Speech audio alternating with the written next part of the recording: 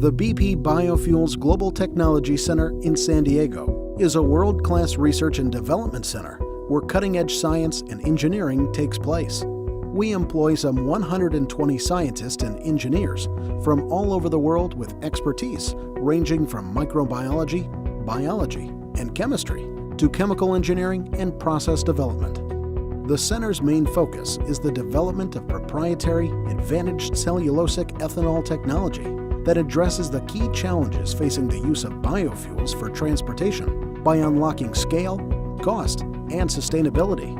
We brand this technology Cellulex. Not only are we developing the biocatalyst used for converting feedstock, such as sugar cane bagasse into sugar, and further fermenting the sugar into ethanol, but we are also developing the actual process and design of the equipment. Our expertise is also being used to help others within the BP group, such as in areas of microbial-induced corrosion of pipes in upstream, and an understanding of microbial contamination in some of our remediation sites. What I really think is important is how we take things from the very small scale, even the discovery scale, take it through various stages of our process here in order to prove this technology can work at a larger scale. And I think one of the things we should hold as a big success is the fact that we've been able to achieve things via our stage gate processes, as well as by bringing the best of the science and the best of the engineering together, challenging each other on what our assumptions were, and then going forward and actually being able to deliver it. We've got a great track record of delivery here. We fully expect it to be something we continue here for a long time. In terms of developing new technology here at BP Biofuels, we have a really cool library of samples of genomic material from around the world. Here at the GTC, we've brought those samples here to San Diego where we've made gene libraries out of those environmental samples. Those gene libraries we then screen to identify genetic material that we can then use to engineer our biocatalysts to be better biofuels technologies. If we set up the proper screens, we can actually go into these diversity libraries and find the ones that do what we want them to do. Once you find the ones, and we have the ability to screen millions of colonies in a few days, we can actually take that material, say, okay, it's pretty good, but then we can go back and actually fix it to do it even better, just through our own ability to manipulate the genetic material.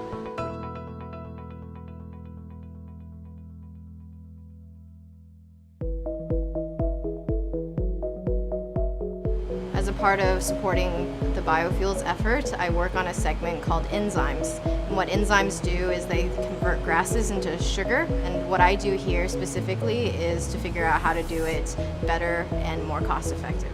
The strain we're working with is a fungal strain that secretes these enzymes. So these enzymes can be graded in a couple of ways. One is how much enzymes are being secreted. So we target strain construction so that they secrete more enzymes, so the enzyme yield is higher per liter.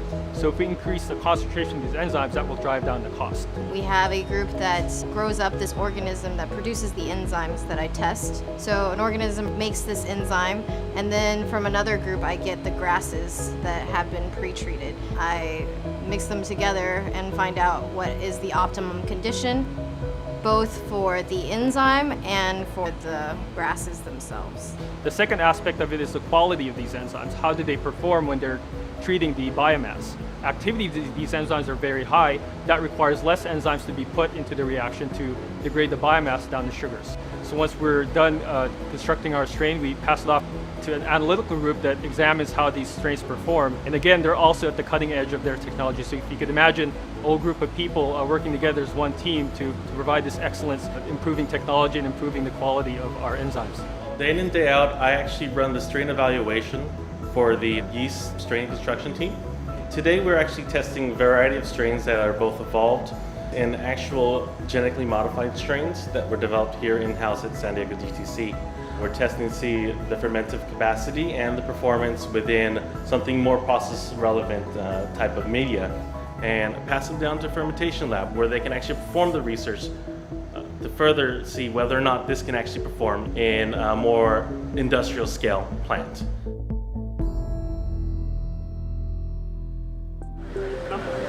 My name's David Evans. I work in the automation engineering department. Our specialty is to automate lab processes that would otherwise be very tedious and time consuming for a scientist. What we build requires knowledge of biology as well as a lot of engineering. All our systems have been integrated in-house. We do majority of the programming. Our automation systems are completely unique. They do not exist commercially. They really have been designed specifically for our needs. Safety through automation essentially removes the human element from the procedure. A robot will do the same task how you want it to do it for the first sample all the way to the 100th sample, whereas a human user might treat the 93rd sample differently from the 7th sample, leading to imperceptible but measurable differences. So our ChemSpeed robot here at the GTC allows us to process hundreds of samples of biomass at once to characterize them for sugar content to see what's available for our processes to use. The benefits of the ChemSpeed robot are twofold, both for excellence and consistency and safety by isolating risk away from the user. Yeah, the colony picker picks individual colonies, and then what it does is it arrays them into microtiter plates so we can separate out essentially what you see is a random collection of cells on a plate into a very organized collection of cells in microtiter plates. If I was to do this by hand, it would take weeks, but because of this machine, I can walk away, let this do hundreds to thousands of colony picks, come back a few hours, and then take the plates out ready to go. We've been very interested in 3D printing. A lot of my engineering experience, I found that 3D printing brings in a functionality that's been missing in kind of the research manufacture for a long time. This is a foam breaker that's used in our agitators, and it's meant to scoop the foam as it spins, and it throws it against the side of the vessel and actually breaks it up. We've been able to use this type of prototyping to actually speed development of components. In a traditional manufacturing, it would cost us a whole lot more, so that actually allowed us to experiment and try a lot of things that would not normally be able to do. We started in September of 2011 here in San Diego, and since then we deployed the capability across biofuels in Jennings and in Brazil. So my name is Gordana Đorđević.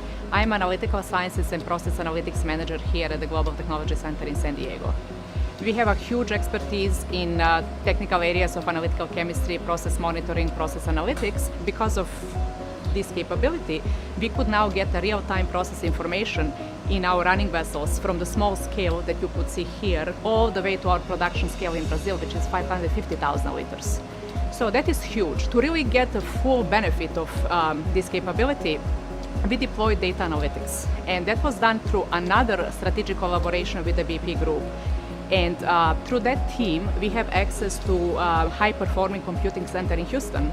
We completed a very successful proof of concept study there.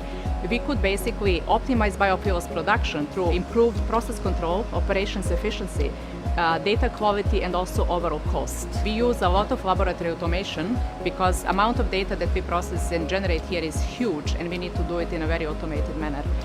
This is the most recent addition to the laboratory automation capability here at the Global Technology Center at the GTC. And this is a one of a kind. This machine does not exist anywhere else in the industry that we are aware of, and is the first one at BP. So we are leading the industry and leading the company capability when it comes to at-line spectroscopy. My name is Yukiko Sato. I work really closely with all these operators, scientists here in the fermentation lab. We actually come here in this firm lab to scale up the effort to 10 liter and 300 liter and 500 liter. We have here around 15 to 20 research associates who help us and work 24 hours, 7 days per week to run this laboratory and validate our fermentation process. We have people from around 5 to 10 countries. It's a team of scientists around the world working on this whole project that is to produce renewable alternative energy from renewable materials.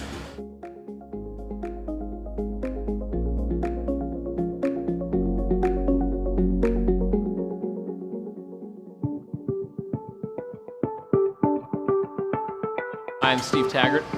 I'm the head of the development team here within GTC and within the Biofuels Technology Group. So I've been working for BP for something close to 26 years.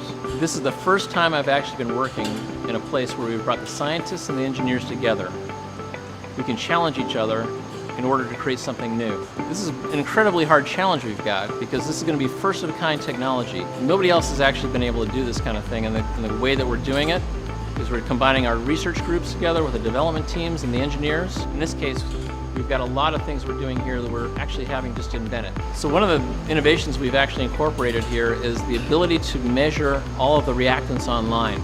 We believe that we're one of the first in the industry to be able to do that. This equipment behind me is actually 40-liter fermenters that we brought online just this year.